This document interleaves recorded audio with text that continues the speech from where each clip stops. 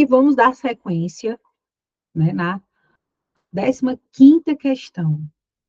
Em qual das sentenças abaixo a concordância do verbo sublinhado se apresenta no singular pelo fato de não haver sujeito na oração? Sempre que a gente fala de análise sintática, existem uns detalhes que são bem relevantes, né? Nós temos dois tipos de sujeitos que são essenciais que vocês entendam. Os sujeitos que são determinados, que é o sujeito simples, o composto, o oculto, que são determinados pela sentença, ou porque estão escritos ou porque estão implícitos. E nós temos os indeterminados. E principalmente quando eu falo de sujeito indeterminado, eu falo de oração sem sujeito.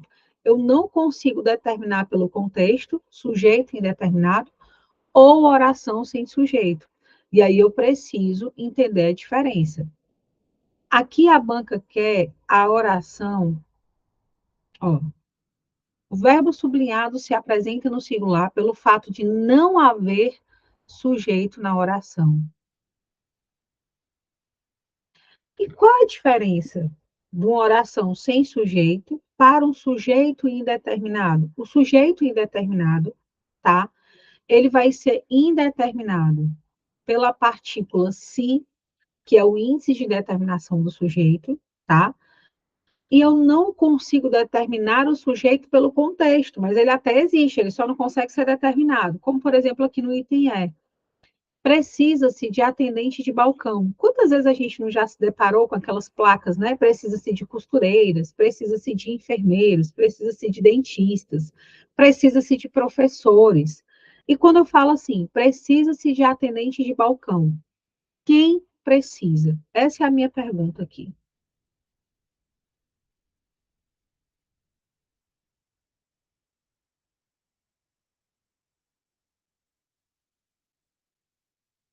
Quem precisa? Eu não sei quem precisa, tá? Mas eu sei que alguém precisa, mas eu não sei quem. Esse sujeito aqui, ele é indeterminado. Porque a sentença dele,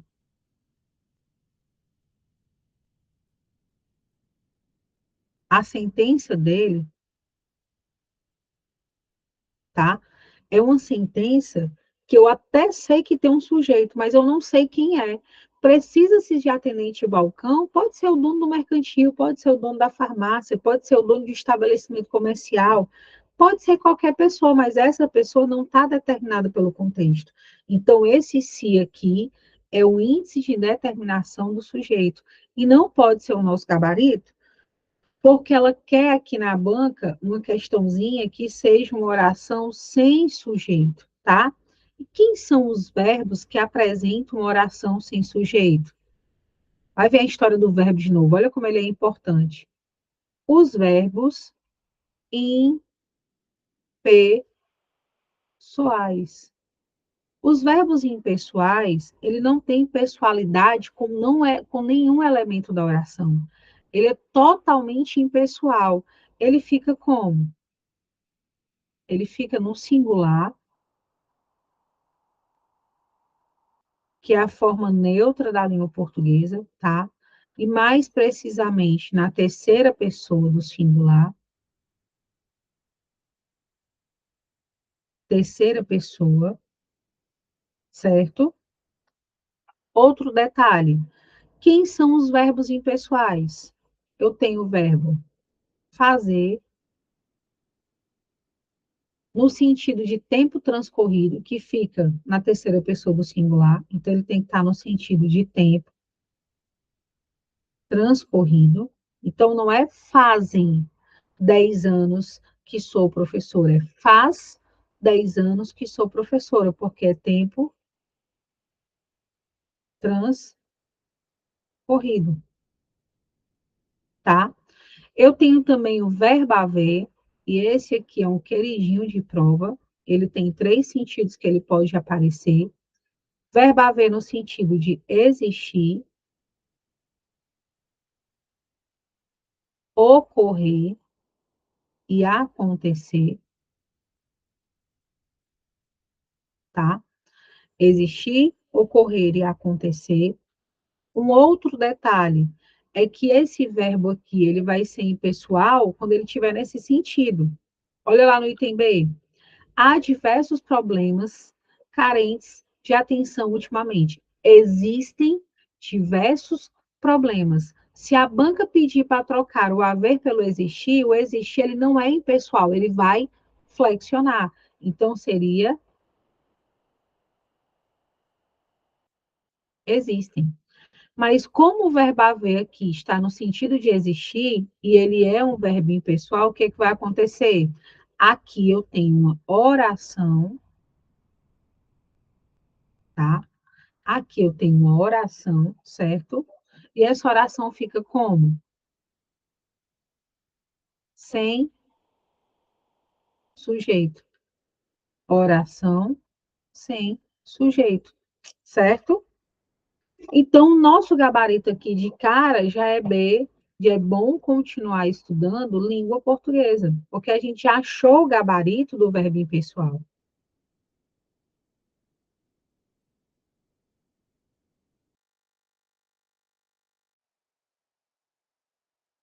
Então, qual é a grande observação que nós precisamos fazer sobre isso? Qual é a grande observação?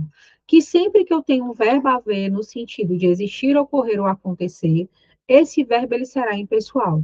Se eu trocar por existir, vai ser pessoal e vai flexionar, tá? Então, a gente já encontrou o nosso gabarito. Há diversos problemas carentes de atenção, o verbo está no singular porque não tem sujeito na oração, é uma oração sem sujeito. E não é um sujeito indeterminado. Cuidado com isso, tá? Vamos olhar para o D. Miriam esteve no hospital. Quem esteve no hospital? Miriam. Chegou, enfim, a tão esperada carta de admissão na campanha. Quem chegou? A tão esperada carta. E esse enfim aqui, ó, já entrando numa pauta sobre pontuação do nosso edital, é dupla vírgula, porque o elemento está deslocado. Provavelmente esse enfim, ele estava aqui no começo da oração. Então, se ele estivesse no começo da oração, seria como? Tá, o item C aqui, vou transcrever.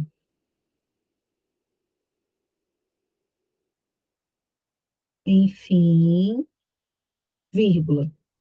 Chegou a tão esperada carta de admissão. O que, que aconteceu aqui, para a gente ter uma noção? O enfim, no início da oração, eu vou usar uma vírgula, e essa vírgula ela é facultativa, eu posso tê-la ou não. Porque o que, que a gramática normativa fala? Até um elemento, a vírgula é facultativa. Dois ou mais, a vírgula ela é obrigatória, tá? Dois ou mais. Ei, professora Mas Leide, me quando eu tira olho aqui só uma para esse dúvida. enfim, eu tenho uma vírgula facultativa. E Professora como o Leide, enfim vem depois do verbo chegar, porque aqui nós temos uma ordem direta. Primeiro a gente tem sujeito, sujeito, verbo e complemento. Aqui eu tenho verbo e sujeito depois. Aqui é um elemento deslocado. E o elemento deslocado, ele sempre vai ficar entre dupla vírgula, com o elemento deslocado, tá? Viajei durante 6 horas para a minha cidade natal. Item A. Quem viajou? Eu, sujeito oculto, implícito ou desinencial. Cuidado com o verbo haver. Ele não flexiona, ele fica sempre no singular, na terceira pessoa, tá? No sentido de existir, ocorrer e acontecer, e a oração é sem sujeito, tá? Não esqueçam desse detalhe. Questão 16, nós vamos entrar agora num tema que ele é bem peculiar de prova. Todas as provas, todas, sem exceção a nenhuma, que a banca Consulpan tem feito nos últimos tempos, ela tem cobrado oração, período composto. E está no nosso edital. Ela cobra, respaldada pelo edital, porque o edital é a lei que dá o direcionamento para que a banca possa realizar a prova. E lá fala orações no período composto, análise de oração no período simples, que nós fizemos a transitividade, objeto direto, objeto indireto. Mas e o período composto? Primeiro de tudo, eu quero que vocês não se assustem, tá? Porque não é algo complexo, não é algo difícil. Eu vou tentar simplificar ao máximo para vocês, tá? Os resultados somam-se às várias outras evidências de que as crianças possuem habilidades inatas. O trecho destacado classifica-se corretamente como, primeiro, olha para cá e tem um vocábulo que. O vocábulo que, ele é um coringa na língua portuguesa, tá? E quando ele é um coringa na língua portuguesa, ele pode ter várias classificações.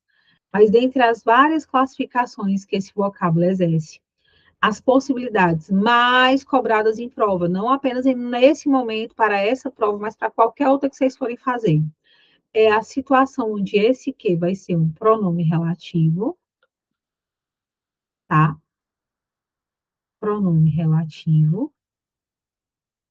E a situação onde esse que é uma conjunção integrante. Eu vou dar uma dica de ouro para vocês, para que vocês possam identificar quando é um ou quando é o outro, tá? Quando for pronome relativo, você pode trocar por a qual, o qual, as quais e os quais e as suas equivalências, certo? Quando for conjunção integrante, você vai trocar por isso, disso ou disto, tá? E aí a gente vai ter uma certeza que é conjunção integrante. Por que, que eu não tenho aqui variações no plural? Porque a conjunção integrante ela é uma classe gramatical invariável e o pronome relativo uma classe gramatical variável, certo? Vamos primeiro entender quando esse elemento é uma coisa ou outra. Vamos ver se é uma conjunção integrante ou um pronome relativo. Os resultados somam-se às várias outras evidências. E agora? Várias outras evidências. Tem um dia, professor, tem o quê? O que eu vou fazer da minha vida? Evidências disso. E aí você tem que trocar a oração toda. Disso o quê? Que crianças possuem habilidades inatas, tá? Então, eu já sei que é disso, porque eu tenho aqui a preposição de, aqui ela, mas o isso. Então, aqui eu tenho uma conjunção integrante. E quando eu tenho uma conjunção integrante, tá? É muito interessante essa informação. A conjunção integrante, ela vai introduzir um tipo de oração.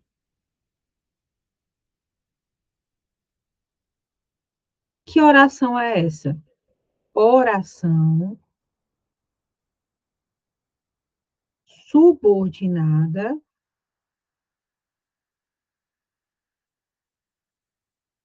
substantiva. E por que substantiva, gente? Por que essa oração composta se chama substantiva?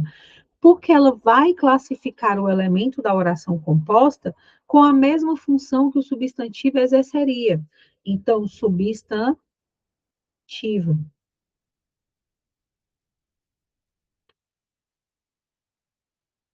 Porém, agora nós vamos ter que perceber qual é a classificação. Se eu já sei que é uma oração subordinada substantiva, porque esse que é uma conjunção integrante, eu já elimino aqui onde tem adjetiva e adjetiva. Eu vou explicar por quê. Porque quem introduz as orações subordinadas adjetivas é o pronome relativo, é cenas para os próximos capítulos. Então, aqui sobrou o quê?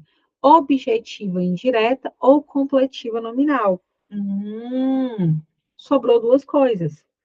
Para que seja uma oração subordinada substantiva objetiva direta, essa oração composta vai ter que complementar na oração principal um sentido de quê? De um verbo. Só que aqui, evidências, eu não tenho no verbo, eu tenho um nome. As evidências. As evidências. É um nome, não um verbo. Então, se eu vou trazer a oração composta, completando o sentido de uma função de um substantivo, aqui não é um verbo. Não é o verbo evidenciar, é as outras evidências. As evidências. é um nome. Então, já elimina essa possibilidade de objeto indireto, tá? E eu vou recair aqui sobre complemento nominal. Como é que é um complemento nominal? É um termo preposicionado que completa um sentido de um nome. Então, a oração subordinada, substantiva, completiva nominal vai ter um elemento preposicionado completando o sentido de um nome. Que nome? Evidências. Então, nosso gabarito aqui, ó, é C de constância. Pode cair na prova? Pode. Completiva nominal. Oração subordinada, substantiva, completiva nominal, porque a oração composta completa o sentido de um nome.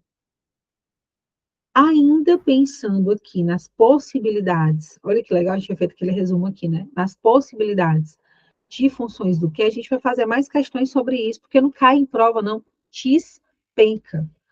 Olha só, os resultados se somam às várias outras evidências de que as crianças possuem habilidades inatas. O resultado soma-se às várias outras evidências de habilidades inatas das crianças.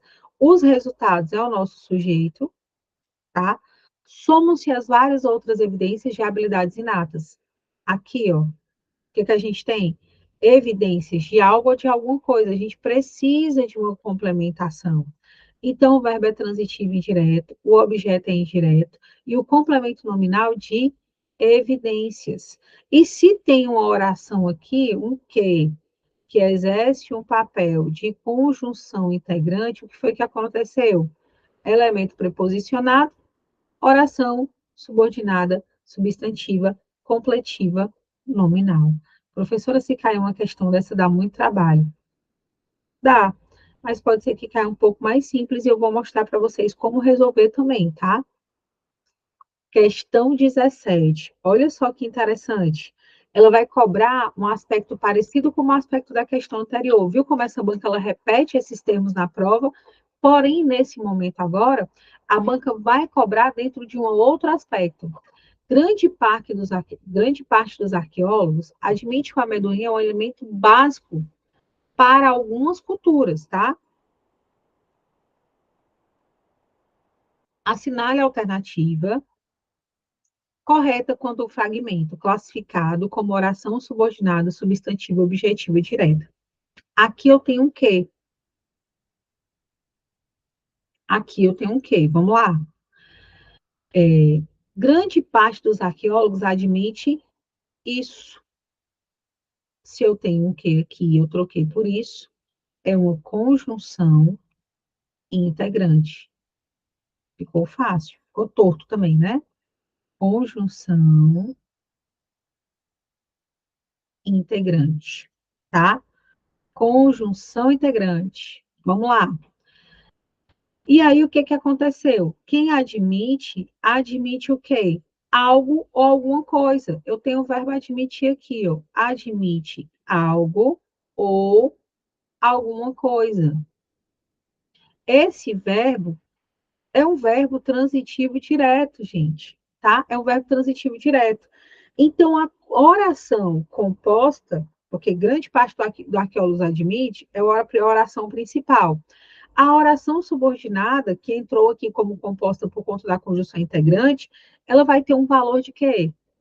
O valor que o substantivo teria, porque se a conjunção integrante, ela introduz o quê? Uma oração subordinada substantiva. Só que nós já sabemos que ela é objetiva direta.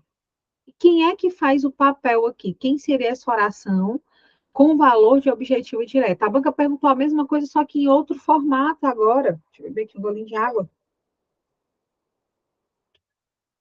Grande parte dos arqueólogos no item A não pode ser, porque essa é a oração principal, pelo amor de Deus. Que o amendoim é o alimento básico para algumas culturas? É exatamente a nossa oração subordinada, substantiva, objetiva, direta. É exatamente a nossa oração. A oração ela vai começar depois do quê? Sempre. Então não tem como dar erro. Aqui é a oração principal, e aqui é só uma parte da oração, mas não está incluindo o que, então não pode ser a oração subordinada, tá? Então, o que que acontece? Eu acho que classifico ele morfologicamente. É pronome relativo? É conjunção integrante? Beleza, classifiquei, ó, conjunção integrante. Quem vem antes? É o nome ou um verbo? É um verbo. E esse verbo é um verbo transitivo direto. Então, eu já sei que eu tenho o que aqui? Uma oração subordinada substantiva. E vai ser objetiva direta, porque essa oração subordinada, ela se relaciona ao verbo anterior da oração principal. E por que oração subordinada? Porque elas têm uma relação de subordinação. Uma depende da outra para ter sentido completo, tá? Olha só que interessante. O aspecto de cobrança, muito parecido com a questão anterior, porque a banca ela vai reformulando a sua abordagem. Ela não vai repetir sempre a mesma coisa nas provas, mas ela vai dentro da mesma linha de pensamento, tá? Então, é por isso que nós vamos fazer mais uma questão falando sobre oração, para que vocês possam fixar de fato esse tema. Pode perguntar, querida. Professora, então, quando ela for substantiva, o que ele tem que ter sentido de conjunção integrante? Na verdade, não chega nem a ser sentido. A gente fala que morfologicamente ele é Ah, classificado como conjunção conjunção integrante. integrante. E Mas é quando, essa linha de pensamento. e quando for pronome, morfologicamente pronome relativo, ou vai ser explicativa ou restritiva, né? Isso, é exatamente isso que nós vamos ver agora. Certo, entendi. E aí já sempre pensa, a banca ela gosta muito de orações compostas, e quando ela cobra oração composta, ela vai dentro dessa perspectiva. Por isso que você já tem que ficar ligados, porque faz toda a diferença para a prova, mas a sua linha de raciocínio está certinha. Olha aqui a questão 18, que a gente fecha bem o que a gente acabou de ver. A gente já viu alguns aspectos sobre conjunção integrante. Agora vamos ver se isso aqui é uma conjunção integrante ou um pronome relativo. Afinidade é um dos poucos sentimentos, os quais residem a todo e qualquer tempo. Opa, se eu troquei por os quais, o que é que eu tenho aqui? Eu tenho um pronome relativo. Então, morfologicamente, agora, eu tenho um pronome relativo, eu não tenho mais a conjunção integrante. E quando eu tenho um que equivale a pronome relativo, e também no que a nossa colega acabou de falar, muda a classificação da oração. Vamos ver como é que fica isso.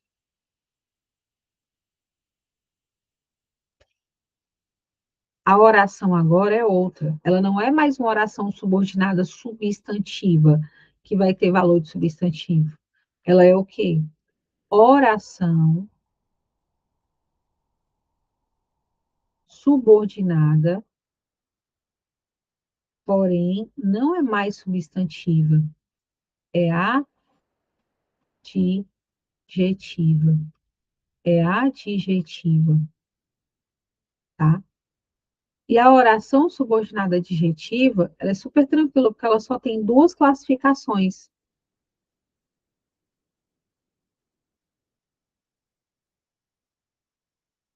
Quem são as duas possibilidades? Vamos marcar. A primeira é explicativa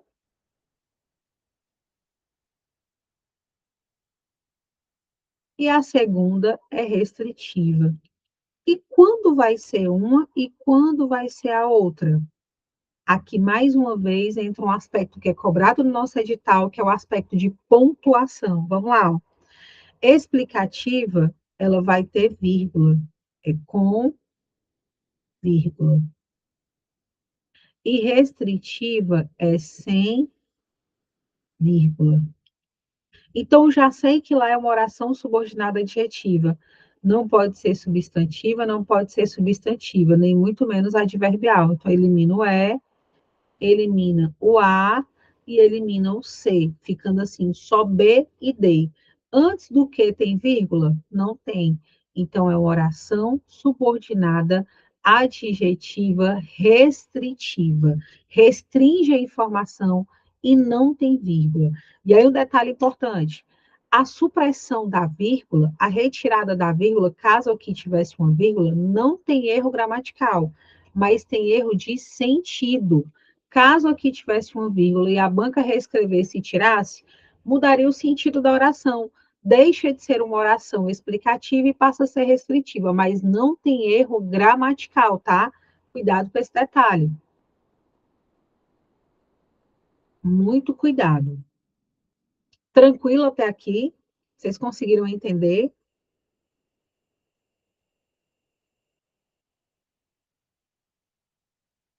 Que bom. E agora, para que a gente possa passar para as próximas questões, a gente vai precisar fazer uma leitura de um texto, e aí eu vou fechar esse bloco, para que a gente possa passar para o próximo bloco e passar para a leitura do texto.